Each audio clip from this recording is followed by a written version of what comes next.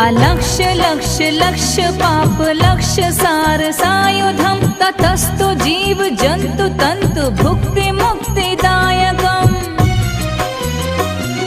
विरंचि विष्णु शंकर सखीय धाम वर्मदे त्वदीय पाद पंकजं नमामि देवी नर्मदे